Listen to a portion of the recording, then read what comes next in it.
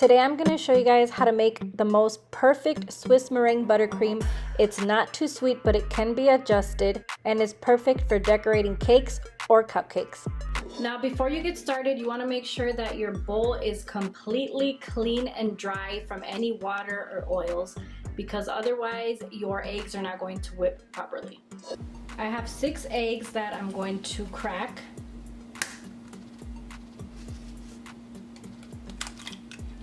And separate the egg yolks from the egg whites. We need the egg whites.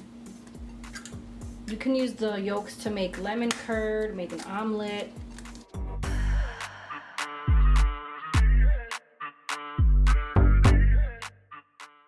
Then make sure you get no type of egg yolk in here, because otherwise it's not going to whip up as it should.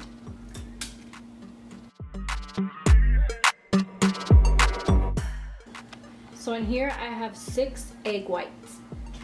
To these egg whites I'm going to add 3/4 cups of granulated sugar.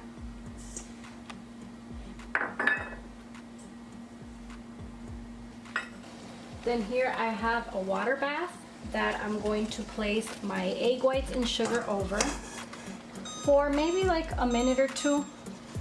And you want to whisk right away, because otherwise the egg whites are going to cook. And you want to whisk this just enough to kill the bacteria that are in the egg whites, and also enough for the sugar granules to dissolve. So I would say maybe like a minute and a half or 2 over like a medium-high heat. And again, you want to make sure that your whisk was completely dry. And when we whisk this in the machine, you want to make sure that's completely dry. You want to get no type of water in this, otherwise they're not going to whip up how they should. Right, so it's been about 2 minutes, so it's nice and foamy. The egg should be nice and pasteurized now. So I'm going to remove this from the heat, quickly transfer that into the stand mixture.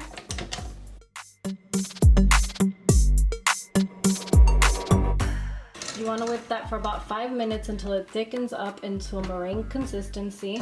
To that I'm going to add a teaspoon of vanilla extract. Then I'm going to add 3 sticks of room temperature diced butter. I turned on the speed of the mixer, and then I start adding the butter a little bit at a time.